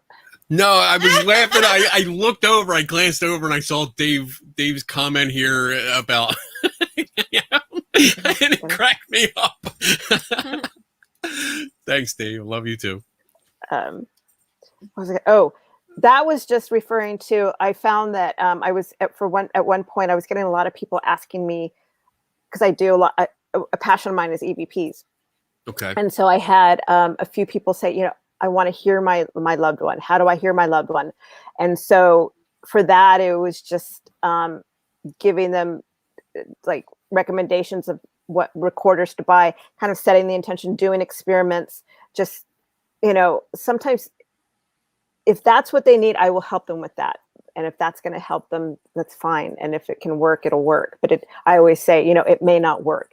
You have to release all expectations, not only with the reading, but any kind of spirit work you do, you have to release any expectations of who comes through and also what they say, or even what can happen. So that is what it was. And it was just kind of going through the process of how to kind of set it up and experiment with the recorders. So. Yeah, I'm very, that kind of stuff usually piques my interest, because I see a lot of people, when they recently lost someone, they're reaching out, they're looking for something else, and this might sound mean, but instead of facing the mourning process or the going through the process of getting over a death, and going through all the stages and stuff, they kind of get stuck, and they're trying to reconnect or something like that. And when you're doing these EVP things, especially when it comes down to EVP, which, I mean, full disclaimer, I don't believe in them. I don't believe them at all. But you hear these muffled sounds, and this is usually the experience that I go through. You hear these muffled sounds. They don't make sense. When you take them out of the question, they don't make sense at all. Sometimes you don't even hear the voice. Yet that person swears that's the voice of their loved one. And I understand where they're coming from. I understand they're grieving and they're trying to have a connection. But I always have a problem when it's static. I hear nothing but static, but they can guarantee 100% that it's the voice. Like, that's what their loved one sounds. And it confuses me. What do you I don't know how to ask it, but what do you think about that? What do you think about when they get messages? Here's the thing: is it rarely happens, and I probably will take that out, to be honest with you, because first of all, if they reach out, then I psychically tune in, and I just don't tell them. I have to see where they are in their grieving process, and that even goes with seeing a medium, and that's why there's so much involved. And if you have a sitter in front of you, you have to tune into them on a psychic level to see what they need, not necessarily what they want. They may want to come in for a mediumship reading, but they may need to have a psychic reading. So it's really important for the medium to sense that, because the person may not be in that right space to have a mediumship reading, because they're so deep in the grief. It doesn't matter what I say, they're going to take it. So going back to the question about the EVPs, they don't ask a lot, but I just put that out because it was coming in. The question was coming in a lot. So I kind of guide them and say, this is what you look for. This is what to pay attention to. You may, don't ask. There's certain questions you can ask, like don't ask things you would already know. But I find that people have done it, have really healed, and I let them know it has to be really clear. And here's the thing is, it can be so subjective because the spirit may not be, it'll be working with the person who's listening. So they may hear one thing because they're tuning in and the spirit was helping them hear that. So everyone else may not hear it, but because the spirit is projecting their thought into the listener, they may hear it on their subjectively. So it's kind of a fine line, but it doesn't happen a lot, but I just put that out there in case someone needs that, because it did come up a bit. But also, like I say, just in investigations, and I just had one the other day, it's kind of like the Laurel and the Laurel and the Yanni thing. Yeah. When they play it, one person can hear that. Well, they're both right, but the way we hear things is we hear different pitches and tones, and it's just like when you're in a group. You could be in a group of 10 people and you're talking, like, let's say to your wife, and then suddenly you hear a topic or your name somewhere else. You can shift your hearing to that, like a friend Bob. You can completely not hear your wife anymore, and you can only hear what Bob's talking about. So that's why EVPs are so subjective. It's because we can all hear different things and different sounds and different pitches, not only on a physical sense, but also where our attention is and where our awareness is. So that's really tricky when you get a lot of people in investigation, because you can hear one thing and you can have 3 different answers. They're all right, but when it doesn't make sense, though, I do that when like I'm hanging out with my wife and I hear somebody talk about paranormal stuff. I totally tune her out. Yep. And I'm like, wait a minute. What are they talking about? Let me get into this conversation. How can I interject myself? But I understand where you're coming from. I like the fact that you labeled it as subjective. Because that's exactly what it is. It's very subjective, especially when we're dealing with these kind of EVPs. I mean, they're subjective. You're getting a lot of almost white noise that's coming through, and you're going to hear, especially with some of the other things we've been talking about tonight, like the setting the intention or setting the intent. If you're intent on hearing a response from a loved one, chances are you're going to hear that. Yeah, I know something. And it goes into what we call priming. You're just primed to hear that. So I understand that. And so I that's why when I saw the technology thing, I was like, let me ask about that. Cause so I might take that out actually. So thank you for that, because I'm like, that could go down a really slippery slope. So thank you for that. Right. Yeah. Cause you don't want get people to hooked on that, because people will get hooked on going to mediums. And you don't want that. You want them to release, if they're in that state, the release of grief. That's why I was very general. So if they reach out, then I can kind of feel it out and go, okay, let's see where this is going. So okay. Do we have a question? Yeah. Sure. Put a question up. Tiffany. Awesome. Tiffany, what's the biggest mistake you see in paranormal? Oh, that's an entire show by itself. Holy shit. Oh God. So why don't do you want a minute to think about it? Because I can throw out the biggest mistake. Oh my God, where do you begin? Mistake? One of the biggest mistakes. Well, one of them is you don't have to investigate in the dark. That's one. Okay. That's the first thing that pops in my mind. Calling themselves paranormal investigators. That too. Or paranormal researchers. It's like, are you really researching? No. You're exploring. No, anyway, the biggest mistake, I think I know, like you said, it can go, I would say off the top of my head, I think the biggest mistake is people don't understand that they can affect equipment. That's good. Okay. That their own PK. Oh.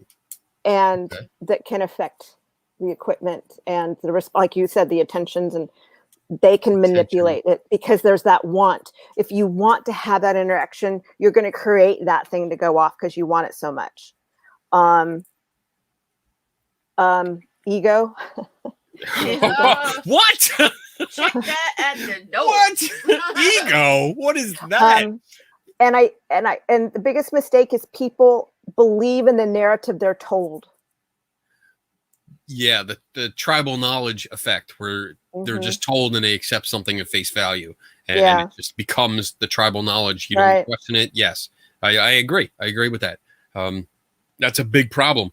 I think also going into, I mean, piggybacking off the idea of calling yourself a paranormal investigator, like right from the get-go, the idea of going into this hobby thinking you know everything, that you can do this. You can go into a private residence and you can give advice to people without any training whatsoever, without any understanding, without education or anything. You can literally be a guy, a 20-something that works at McDonald's on the fry station, and you can go in and act like you know everything about psychology, biology, chemistry, and everything else, physics, and just do it without anyone telling you you can't. That's a big mistake to me. Really big mistake. I agree. And I mean, it's a dangerous mistake. Yes. It's dangerous because you're dealing with potentially unstable people, people who are just people are in fear. Then they make it worse because they're not understanding. It's very dangerous. And I want to say, I speak from experience because I did that. I did it, and that was my mistake. I admit that it was a total mistake. I was part of a ghost hunting team. I had my own ghost hunting team. We went into people's houses, and we had all the little gadgets, and we did all this stuff, and we told them, yeah, we think we got activity here. There's something here. And I regret that. That's one of my biggest regrets, that I did that to people without realizing what I was doing to them. And now I spend my life trying to make up for it. But, you know, I mean, that's a big mistake. And people have to understand you can't just do that. You can't just pretend that you know everything and go in and tell these people, especially families, that, hey, after my 4-hour investigation, you have demons in your house. You have an infestation, and we need to do a cleansing and this and that. Like the total, I'm actually haven't dropped any F-bombs today. The total mindfuck that you do to that family is almost criminal in my eyes. So, and that's a great question. It's irresponsible, and it's just on so many levels. And I mean, I go on private cases very rare. I don't have a team. I'm not part of a team, but really you just need a medium or two mediums, because it's better to have more than one medium because they can pick up on different things. Someone who's versed in parapsychology or psychology, maybe someone who's good at research, but this is after the initial interviews, if they really find that something is actually there. And then you just need like a Geiger counter. That's really it. And you can, you don't need this overnight. You don't need the cameras, because 9 times out of the 10, the client is the conduit. There's always a reason. Sometimes there's a spirit there, and they're just kind of sitting in the background going, yeah, I moved the pencil, but she's doing everything else. I'm here, but I certainly have done nothing. So it's just these teams who have all this, it's just, they don't need any of that. And they just cause more problems. And it's really learning to ask the proper questions of the clients before they even go. And you can solve things it's pretty easy. There are some cases that are different, which need a little bit more actually going to the place or space to figure out what's going on. But really, and once you get there, you just need maybe a few people there. You don't need a whole team at all. I think it's just a waste of time. So you touched on something that piqued my interest about having different or two psychics in a place and going through, because they might pick up on different things. I'm trying to phrase this right. What's your reaction to if you have two people that claim the same ability that are going in, but they come out with two different results? Well, it depends on, I don't go on, well, that's when you kind of work together. It's been a while since I, because I lost a friend of mine this past August, and we'd worked together. So I miss her dearly. I'm sorry. And so you have to go with people you trust for one, but even if you don't trust someone, or you have to kind of go what they say. So I like to, it's like I forget what they call it, but like when you have different people and one person can feel the elephant's tail and the other person can feel the elephant's ear or know it's an ear, and the person can do the trunk, then you all talk. It's like, oh my gosh, it's an elephant. So the different mediums resonate. Like, I don't have any children, but another medium may have children. So that spirit there, or whatever's going, if let's say there is a spirit at a location, if that spirit wants to talk about their child, I may not pick that up, but the other medium can talk about the child.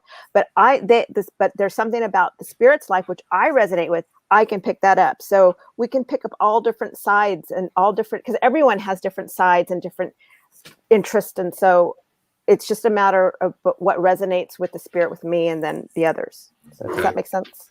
I hear what you're saying, and I think that's what makes it difficult for someone like me to accept.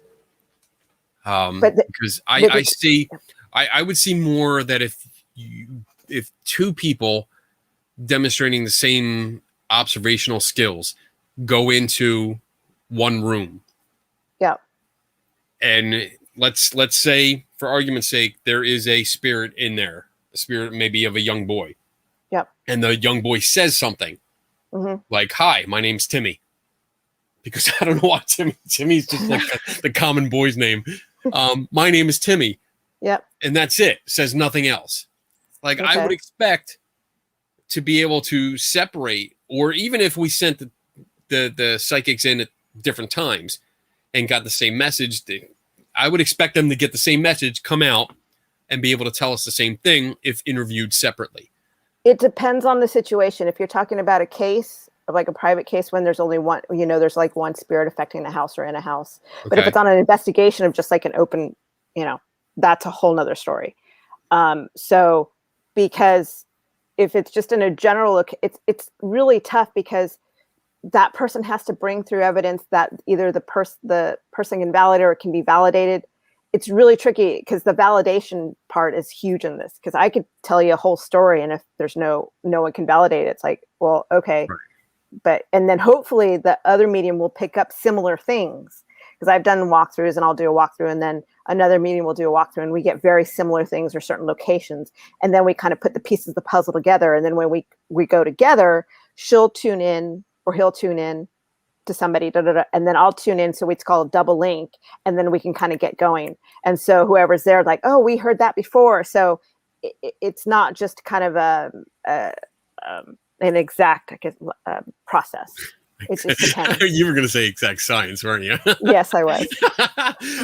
All right. So I'm going to ask you a question, and I don't mean to be insulting or anything like this, but do you think it's possible that when you have that situation where two psychics are going in at the same time and they're working in tandem like that, that they're not, could they be playing off each other rather than actually like sensing something that's really there, especially in the case, like the example, and this is all hypothetical examples here, in the example of you're going in there and I totally had a brain fart and forgot what my example was.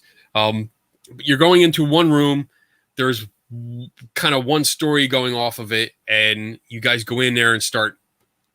One person, psychic one, says, "Oh, I feel this." Psychic two says this, and you guys start talking, and you're working out a story rather than actually sensing something that might be in there.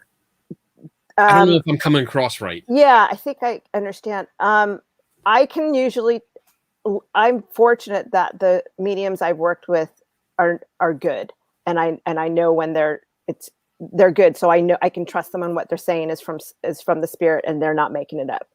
I can also tell when someone says that they're hearing things. I can tell, and it comes from experience. When someone's just full of it. So it's like, no, they're not connecting, that they're just making this up, or they'll say things and repeat kind of what I say and then add on to it. I know when they're not telling the truth, or they're just kind of making it up.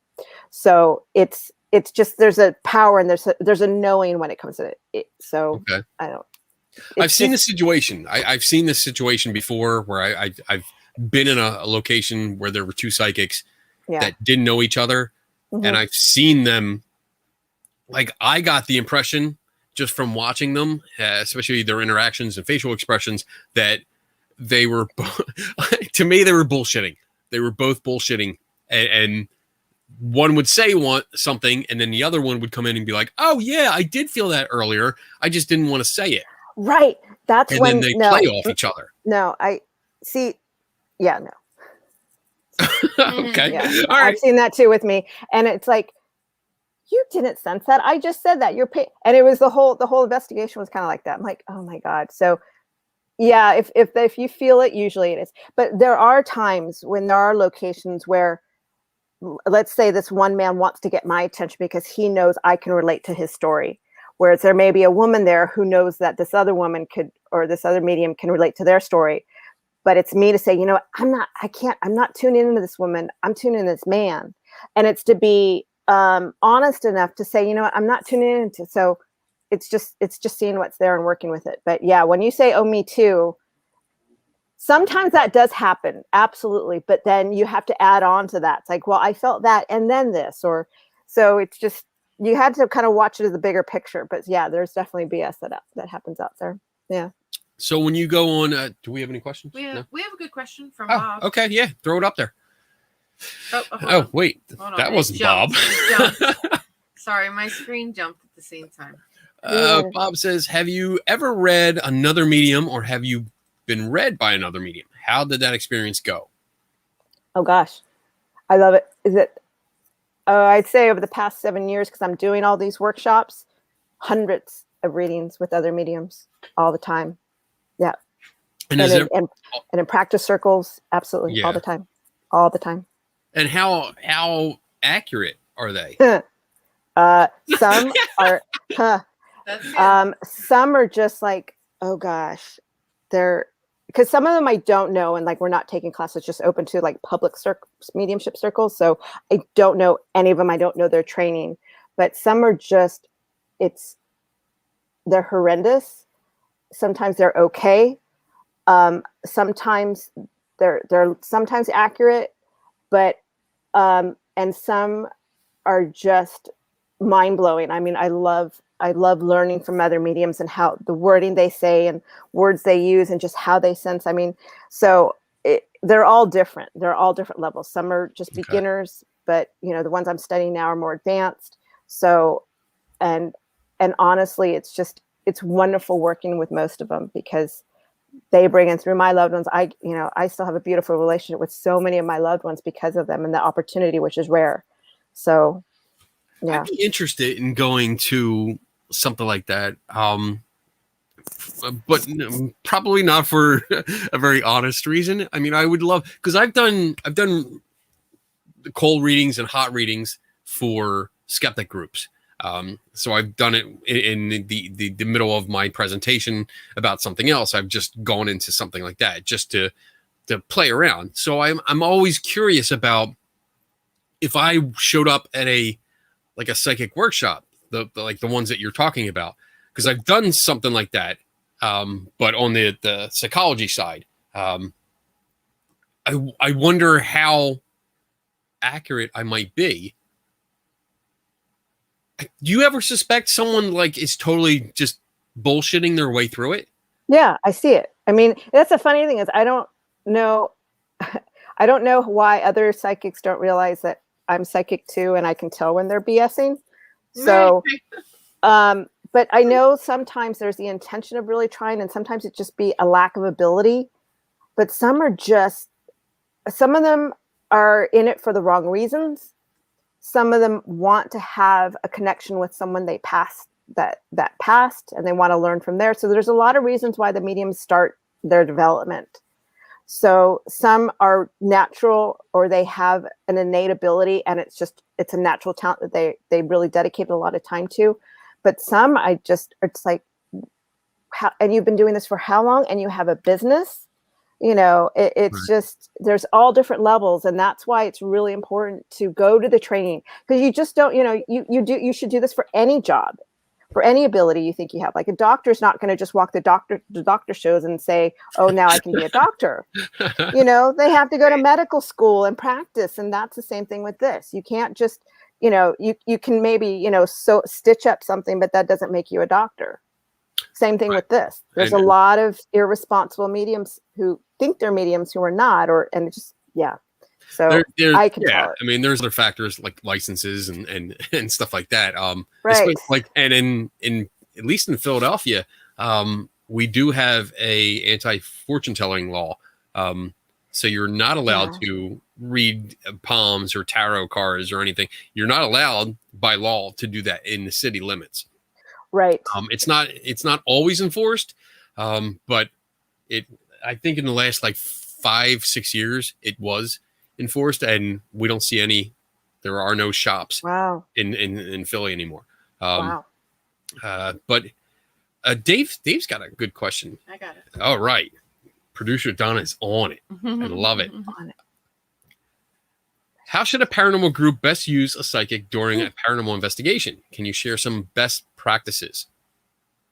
Here's the thing is, and that's really another thing that it's important, because there's a difference between being a psychic and being a medium. So you're going to have a psychic who can tune into maybe the different energies or whatever, but they're not going to be able to connect to a spirit. If a spirit is there, they're not going to be able to have that conversation with them. So it's really important, so you know which one you're going to have. Okay. But I'm assuming if it's, using a medium, I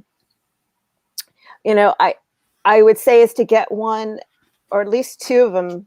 But if you have one, is to make sure that they don't take over the investigation. And so they can kind of sit back and just work with the team and just go, okay. And just like, you know what? And just kind of incorporate, let me just reread this. How should I put,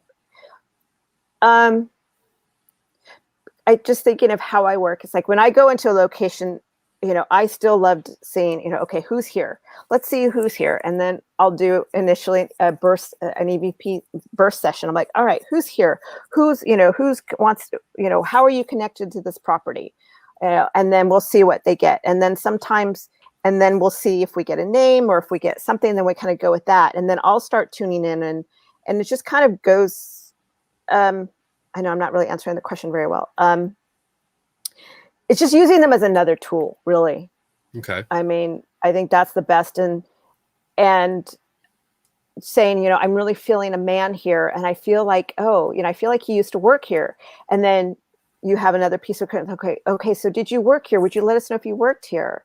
So it's really tricky, but it's just using them as another tool, I would say. It's just seeing what they sense. I have a follow-up.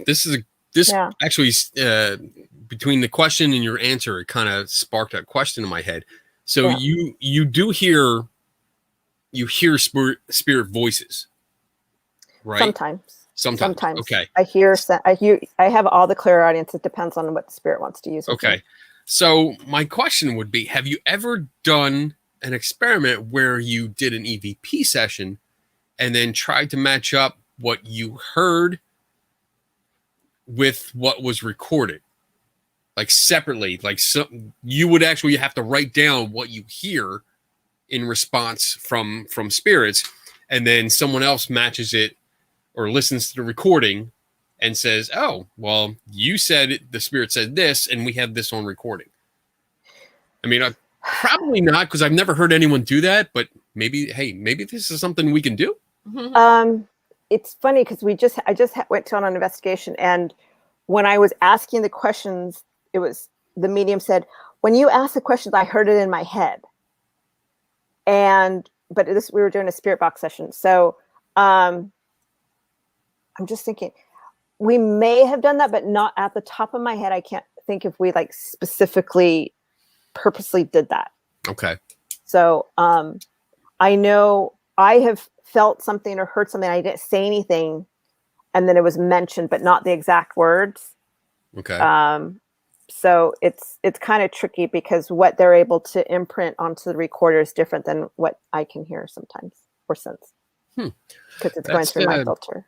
I I like that experiment. Yeah, So Dave, me if you're too. listening still, that's something we have to put on our experiment I'll have to list, think about that. Yeah. because I think that would be interesting, because I think that would be something that would say, hey, like she repeated what she heard, and we have it on a recording.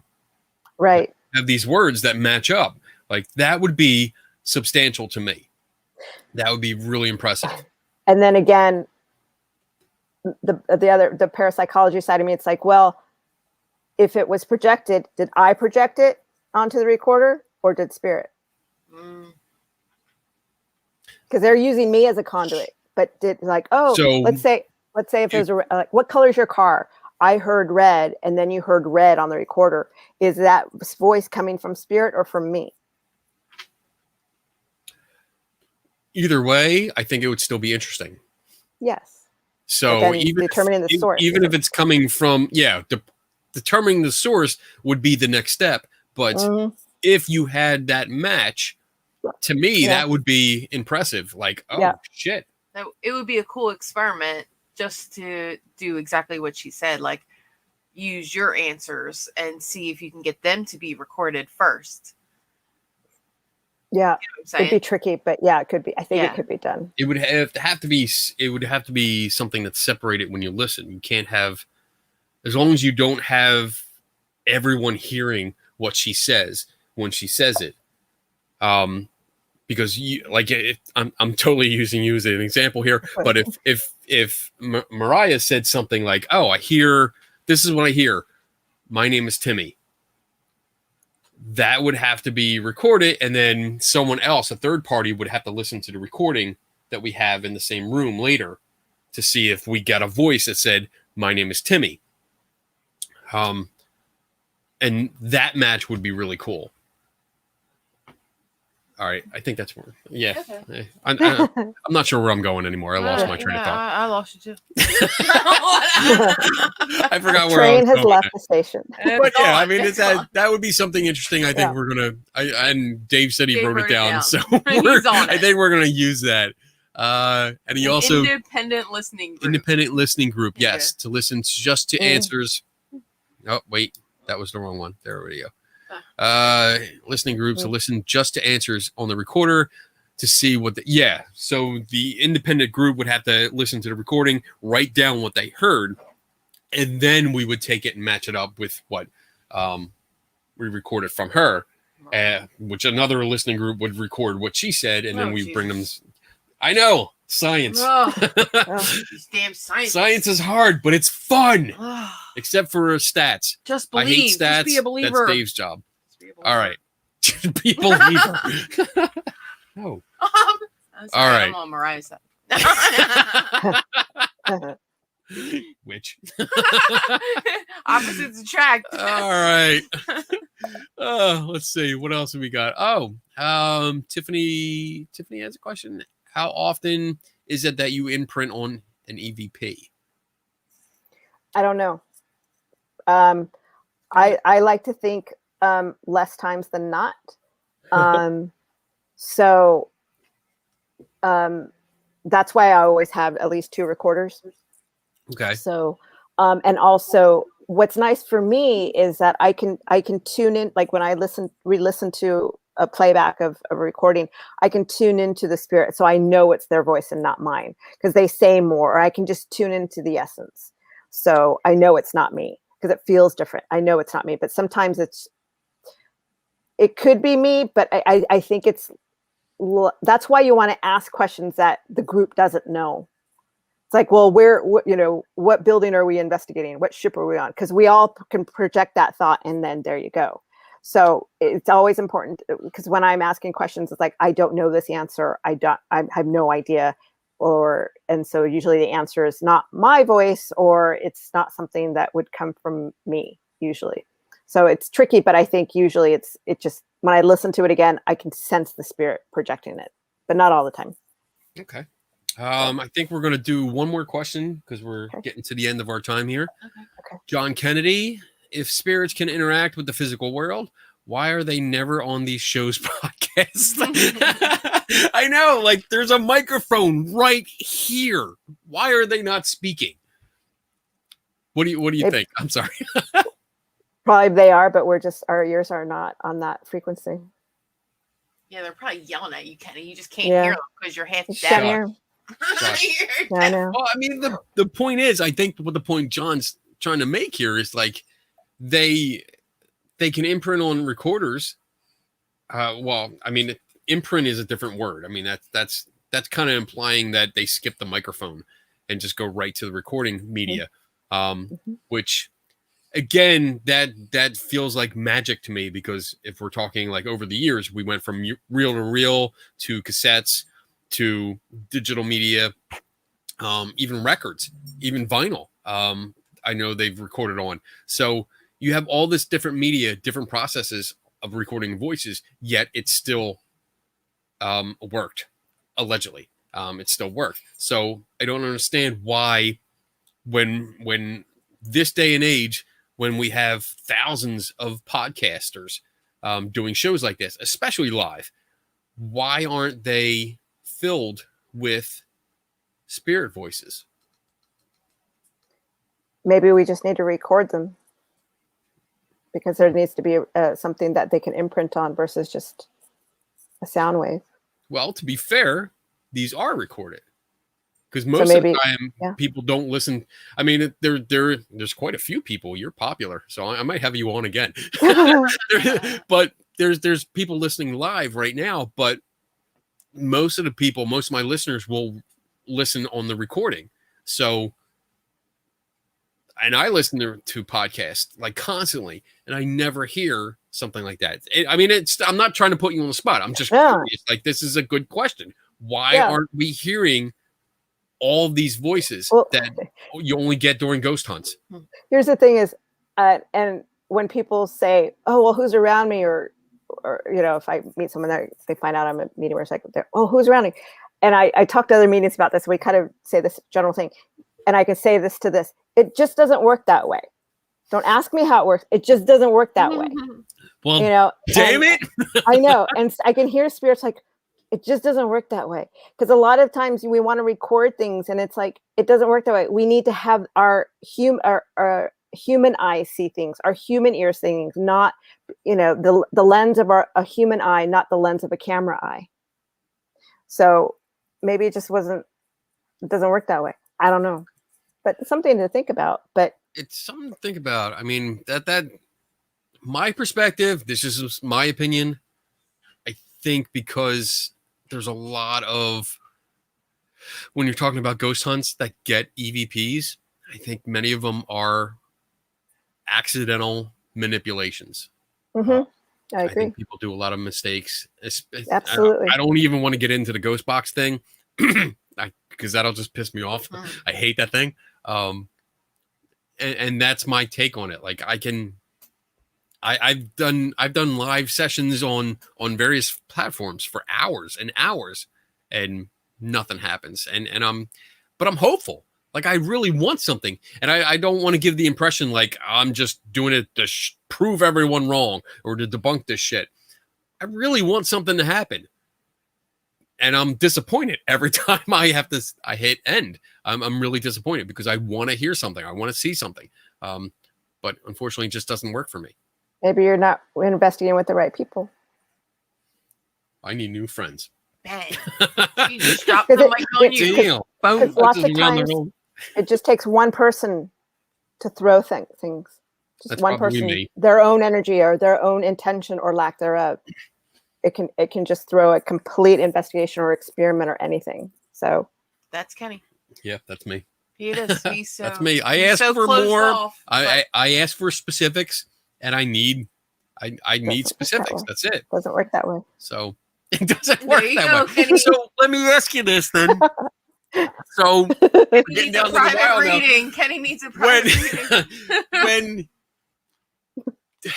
When you say it doesn't work that way, is that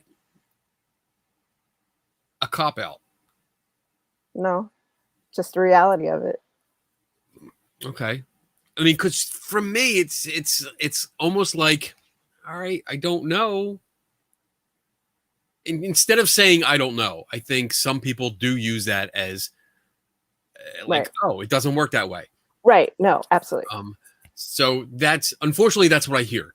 That's what I hear. Yeah. And again, that's my bias. As soon as I hear it doesn't work that way, I think that translates into my brain as, I don't know, but I'm not saying I don't know. No, and there is part of that. I don't know, but I mean, because of time and the situation, it's just too much to go into. Okay. So, there's we'll have a to reason why I say that. It's because of this or potentially this or that. So there's so many things that can affect our experiences. So okay. We're gonna have to do a part 2. We're gonna have to bring you back if you're still good with that, and get into a little bit more, because like Dave wants to know, like, if it doesn't work that way, then how does it work? And we really have to explore it. Maybe we can just spend the entire next show like, how does this work? Let's go through every, I guess, and excuse me, I'm a comic book nerd, but every superpower. Let's just go through them and break them down. I mean, I don't know how things work, but they just do. But sometimes things. I forget who's like. Sometimes the things you see, experience things that happen that are not supposed to happen, kind of thing. Okay. So there's just so much to that. So I'm not just saying it, and it's just kind of an umbrella statement. So. Right. Okay. So we're at the end. Yeah. I can't tell you how much I appreciate you coming on and spending the entire 2 hours with me and fielding questions and having the discussion, and even putting up with if I bring up disagreements or how I think. I mean, I appreciate that. It really takes it takes a lot of courage to come on a show that's the opposite of what you're used to. So I totally respect that, and I appreciate it. It's been great. So it's awesome. all positive comments. Everybody wants you back. Awesome. Okay. So where can people, if they want to know more about you, where can they find you? And, I think that one of the best ways is probably on my Facebook page, which I'm trying to add things to, is the Paranormal Concierge. That's on Facebook. I'm on Twitter a lot, or when I say a lot, it's not every day, but and that's at Para Concierge. And then my Instagram is the Paranormal Concierge. So my website's the same, but there's not. It's kind of a very basic. Okay. Well, I just put that link in the chat room, so they can come visit or find you on Facebook and all the other social media platforms. All right, so I am going to wrap this up. I have some announcements. You want to hang out for the announcements? You can totally hang out. Absolutely. All right, and just chill. Let me see. Oh my God! Now I got to find my. There's my announcements. My special Bob's announcements. Oh, I'm cutting you off a little bit. So basically, there's not much to talk about. June 3rd was already done. We did Phenomenology. That was awesome.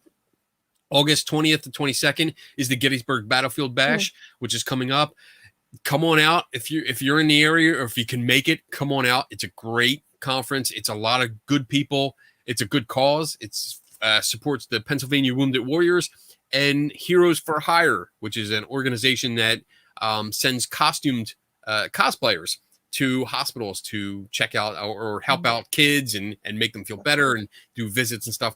Really cool. And the guy dresses up as Batman, and he has a full-sized working Batmobile, which I am not allowed inside. Won't get into that, but I'm not allowed in there anymore. What else? I'll also be in the dunk tank. So if you ever wanted to take your aggression out on a skeptic, here's your chance. I will be inside the dunk tank, and it's for charity. So feel free to. I'm going to be in line. Grab some balls. I'm going to grab some balls. Toss them at me, because I'm going to be throwing the insults out. Because as far as I'm concerned, I can say whatever I want. So, and then next is September 25th is the Para Unity Conference in Woodbridge, New Jersey. And we'll be there. Both Donna and I will be set up there with booths, and that should be interesting. That's a one-day conference. And and what else do we got? I know we have the Selma Mansion thing, right? The psychic fair. I'm not sure the date though. Let me see. September. Maybe. No, that's not it. October 9th. I don't know. Maybe you should update your announcement. I need to do it. Shut up. Shut Love up. you. Someone mentioned Psychic Fair is October 9th, and we'll be there all day. I will be helping Donna set up her booth and going from there. So with that, let me get this out of your face so we're back to normal here. Oh, I had my special thing. I forgot to put that up. All right. So thank you again for coming on. I really appreciate it. And for everyone else that's been watching, thank you for hanging out. I hope you enjoyed the show. I hope it was entertaining. You had a good time and enjoy the rest of your weekend. And definitely never stop learning. And I'll see you next week.